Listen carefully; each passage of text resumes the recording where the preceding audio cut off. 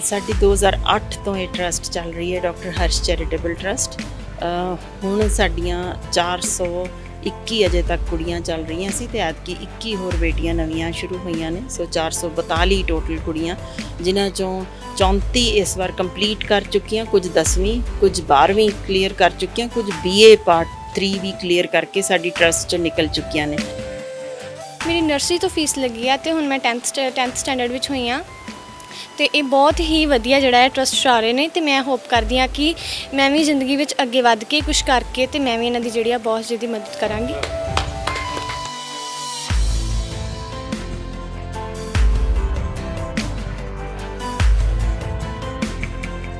ਅਸੀਂ ਲਗਭਗ ਪੌਣੇ 2 ਲੱਖ ਦੇ ਕਰੀਬ ਦੇ ਹੁਣ ਚੈੱਕ ਇਸ਼ੂ ਕਰ ਰਹੇ ਹਾਂ ਤੇ ਇਸੇ ਤਰ੍ਹਾਂ ਬਾਕੀ ਜਿਹੜੀਆਂ ਹੁਣ ਰਹਿ ਗਈਆਂ ਅੱਜ ਪੂਰੀਆਂ ਨਹੀਂ ਪਹੁੰਚ ਸਕੀਆਂ, तो बाकी दियाँ अगले हफ्ते फिर आके लैके जाएंगे। गुरदासपुर तो ने, पठानकोट तो ने, कुछ नवा शहर तो ने, जलंधर पटियाले तो भी ने, मलेरकोटले तो ने, श्री आनंदपुर साहब तो ने, अलग अलग थावां तो ने। प्राइवेट स्कूलों विच पढ़ रही ने, उत्थे आपो अपने घरां विच कईयां दे दोनों मापे नहीं ने, कईयां दे पिता नहीं ने। सरकार दे सिर 2 बहुत अहम जिम्मेवारियां हुंदियां ने, पढ़ाई दा खर्चा ਤੇ ਉਹਦੇ 'ਚ ਸਿਰਫ ਗਰੀਬੀ ਅਮੀਰੀ ਛੱਡ ਕੇ ਜੇ ਸਾਰੀਆਂ ਹੀ ਜਣਿਆਂ ਦਾ, ਨਾ ਬੇਟੀਆਂ ਬਲਕਿ ਬੇਟਿਆਂ ਦਾ ਵੀ, ਸਭ ਦਾ ਉਹ ਇਲਾਜ ਦਾ ਤੇ ਪੜ੍ਹਾਈ ਦਾ, ਜੇ ਇਹ 2 ਜ਼ਿੰਮੇਵਾਰੀਆਂ ਵੀ ਚੁੱਕ ਲੈਣ ਤੇ ਬਹੁਤ ਵੱਡੀ ਅਹਿਮ ਗੱਲ ਹੋਏਗੀ।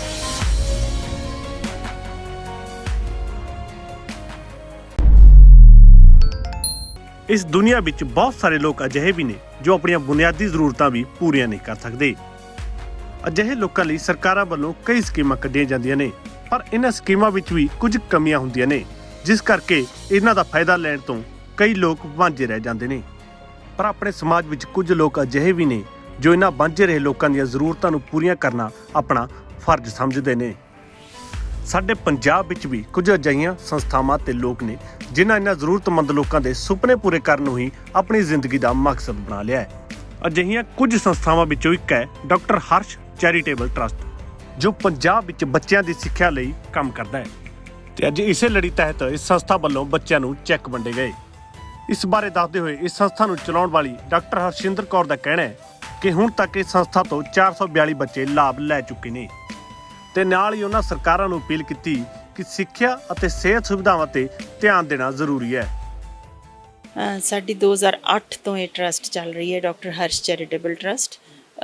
ਹੁਣ ਸਾਡੀਆਂ 421 ਅਜੇ ਤੱਕ ਕੁੜੀਆਂ ਚੱਲ ਰਹੀਆਂ ਸੀ ਤੇ ਐਤਕੀ 21 ਹੋਰ ਬੇਟੀਆਂ ਨਵੀਆਂ ਸ਼ੁਰੂ ਹੋਈਆਂ ਨੇ। ਸੋ 442 ਟੋਟਲ ਕੁੜੀਆਂ, ਜਿਨ੍ਹਾਂ ਚੋਂ 34 ਇਸ ਵਾਰ ਕੰਪਲੀਟ ਕਰ ਚੁੱਕੀਆਂ, ਕੁਝ 10ਵੀਂ, ਕੁਝ 12ਵੀਂ ਕਲੀਅਰ ਕਰ ਚੁੱਕੀਆਂ, ਕੁਝ BA ਪਾਰਟ 3 ਵੀ ਕਲੀਅਰ ਕਰਕੇ ਸਾਡੀ ਟਰਸਟ 'ਚੋਂ ਨਿਕਲ ਚੁੱਕੀਆਂ ਨੇ। ਸੋ ਹੁਣ 108 ਟੋਟਲ ਜੋ ਸਾਡੇ ਟਰਸਟ 'ਚੋਂ ਪੜ੍ਹਾਈ ਪੂਰੀ ਕਰਕੇ ਜਾ ਚੁੱਕੀਆਂ ਨੇ ਤੇ ਬਾਕੀ ਅਜੇ ਵੀ ਚੱਲ ਰਹੀਆਂ ਨੇ, 21 ਨਵੀਆਂ ਕੀਤੀਆਂ ਨੇ। ਸੋ ਇਸ ਵਾਰ ਹੁਣ ਅਸੀਂ ਲਗਭਗ ਪੌਣੇ 2 ਲੱਖ ਦੇ ਕਰੀਬ ਦੇ ਹੁਣ ਚੈੱਕ ਇਸ਼ੂ ਕਰ ਰਹੇ ਹਾਂ ਤੇ ਇਸੇ ਤਰ੍ਹਾਂ ਬਾਕੀ ਜਿਹੜੀਆਂ ਹੁਣ ਰਹਿ ਗਈਆਂ ਅੱਜ ਪੂਰੀਆਂ ਨਹੀਂ ਪਹੁੰਚ ਸਕੀਆਂ, तो बाकी दियाँ अगले हफ्ते फिर आके लैके जाएंगे। गुरदासपुर तो ने, पठानकोट तो ने, कुछ नवा शहर तो ने, जलंधर पटियाले तो भी ने, मलेरकोटले तो ने, श्री आनंदपुर साहब तो ने, अलग अलग थावां तो ने। प्राइवेट स्कूलों विच पढ़ रही ने, उत्थे आपो अपने घरां विच कईयां दे दोनों मापे नहीं ने, कईयां दे पिता नहीं ने, कुछ दे पिता खुदकुशी कर गए, कुछ सी जिन्हां ने बीमारी कारण मौत हुई है। सो वो सारियां बेटियां दी प्राइवेट स्कूलों की पढ़ाई का खर्चा साडी ट्रस्ट चुक रही है। और अगे की आस करते हो, सरकार तो की मंग करते हो जी?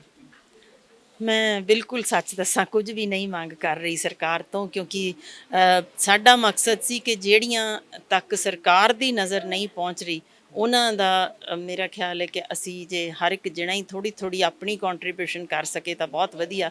वैसे तो सरकार दे सिर 2 बहुत अहम जिम्मेवारियां हुंदियां ने, पढ़ाई दा खर्चा ते उहदे च सिर्फ गरीबी अमीरी छड्ड के जे सारियां ही जणियां दा, ना बेटियां बल्कि बेटियां दा भी, सब दा वो इलाज दा ਤੇ ਪੜ੍ਹਾਈ ਦਾ, ਜੇ ਇਹ 2 ਜ਼ਿੰਮੇਵਾਰੀਆਂ ਵੀ ਚੁੱਕ ਲੈਣ ਤੇ ਬਹੁਤ ਵੱਡੀ ਅਹਿਮ ਗੱਲ ਹੋਏਗੀ। ਪਰ ਅਫਸੋਸ ਕਿ ਇਸ ਪਾਸੇ ਪੂਰਾ ਧਿਆਨ ਨਹੀਂ ਦਿੱਤਾ ਜਾ ਰਿਹਾ। ਸੋ ਆਪੋ ਆਪਣੀ ਜ਼ਿੰਮੇਵਾਰੀ ਸਮਝਦੇ ਹਾਂ ਅਸੀਂ ਇਹ ਕੋਸ਼ਿਸ਼ ਕੀਤੀ ਹੈ ਨਿਮਾਣੀ ਜਿਹੀ। ਪਰ ਮੈਂ ਸ਼ੁਕਰਗੁਜ਼ਾਰ ਹਾਂ ਇਹਦੇ ਵਿੱਚ NRI ਵੀਰਾਂ ਭੈਣਾਂ ਦੀ, ਜਿਨ੍ਹਾਂ ਨੇ ਨਾਲ ਸਾਡੇ ਜੋ ਜੁੜੇ ਰਹੇ ਨੇ ਇੰਨੇ ਸਾਲਾਂ ਤੋਂ, ਜਿਸ ਸਦਕਾ ਉਹਨਾਂ ਦੀ ਵੀ ਕੰਟਰੀਬਿਊਸ਼ਨ ਨਾਲ ਸਦਕਾ ਅਸੀਂ ਇਹ ਕਰ ਸਕੇ ਹਾਂ। ਬਾਕੀ ਦਾ ਸਾਡੇ ਸਾਥੀ ਨਾਲ ਹਮੇਸ਼ਾ ਹੁੰਦੇ ਨੇ, ਪਰ ਡਾਕਟਰ ਗੁਰਪਾਲ ਮੇਰੇ ਪਤੀ ਤੇ ਮੇਰਾ, ਅਸੀਂ ਇਹਦੇ ਵਿੱਚ ਅੱਜ ਵੀ 80% ਯੋਗਦਾਨ ਸਾਡੇ ਵੱਲੋਂ ਆਪਣਾ ਹੁੰਦਾ ਜੇ ਪਰਸਨਲ, ਤੇ ਬਾਕੀ ਸਾਡੇ ਸਾਥੀ ਰੋਬਿਨ ਜੀ ਨੇ, ਗੁਰਿੰਦਰ ਜੀ ਨੇ, ਇਹ ਸਾਰੇ ਇਸ ਤਰ੍ਹਾਂ ਸਾਡੇ ਨਾਲ ਜੁੜੇ ਰਹਿੰਦੇ ਨੇ, ਜੋ ਸੇਵਾ ਭਾਵ ਨਾਲ ਆਉਂਦੇ ਨੇ। ਖਾਣ ਪੀਣ ਦਾ ਖਰਚਾ ਇਹ ਕਰਦੇ ਨੇ ਇੱਥੇ, ਤੇ ਬਾਕੀ ਫੀਸਾਂ ਦਾ ਅਸੀਂ ਨਾਲ ਚੱਕਦੇ। ਮੈਂ ਗੁਰਪਿੰਦਰ ਕੌਰ, ਮੈਂ ਗੁਰਦਾਸਪੁਰ ਤੋਂ ਹਾਂ। ਅਸੀਂ ਹਰ ਸਾਲ doctor Harsh charitable trust Patiala, doctor Harshinder Kaur ਤੇ ਡਾਕਟਰ ਗੁਰਪਾਲ ਸਿੰਘ ਜੀ ਦੇ ਕੋਲ ਅਸੀਂ ਹਰ ਸਾਲ ਆਪਣੀ ਮੰਥਲੀ ਸਟੱਡੀ ਜਿਹੜੀ ਆ ਆਪਣੀ ਸਕੂਲ ਦੀ ਰੈਗੂਲਰ, ਉਹਦੇ ਵਾਸਤੇ ਅਸੀਂ ਜਿਹੜਾ ਆ ਫੀਸ ਲੈਣ ਆਉਂਦੇ ਆ।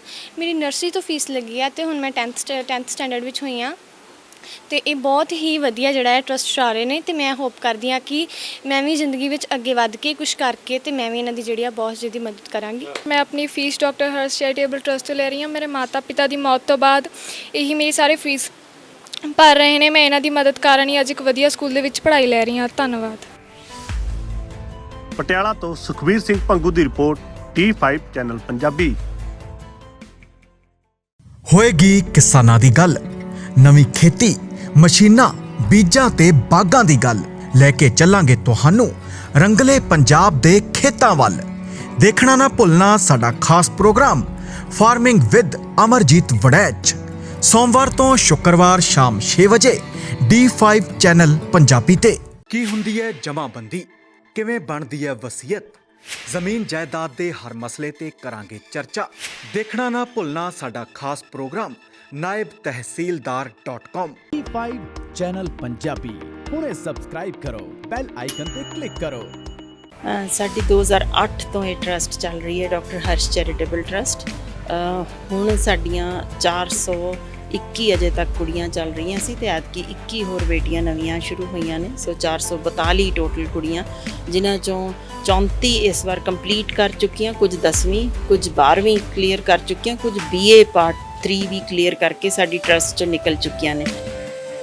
ਮੇਰੀ ਨਰਸਰੀ ਤੋਂ ਫੀਸ ਲੱਗੀ ਆ ਤੇ ਹੁਣ ਮੈਂ 10th ਸਟੈਂਡਰਡ ਵਿੱਚ ਹੋਈ ਹਾਂ, ਤੇ ਇਹ ਬਹੁਤ ਹੀ ਵਧੀਆ ਜਿਹੜਾ ਹੈ ਟਰੱਸਟ ਚਲਾ ਰਹੇ ਨੇ, ਤੇ ਮੈਂ ਹੋਪ ਕਰਦੀ ਹਾਂ ਕਿ ਮੈਂ ਵੀ ਜ਼ਿੰਦਗੀ ਵਿੱਚ ਅੱਗੇ ਵੱਧ ਕੇ ਕੁਝ ਕਰਕੇ ਤੇ ਮੈਂ ਵੀ ਇਹਨਾਂ ਦੀ ਜਿਹੜੀ ਆ ਬਹੁਤ ਜ਼ਿਆਦਾ ਮਦਦ ਕਰਾਂਗੀ।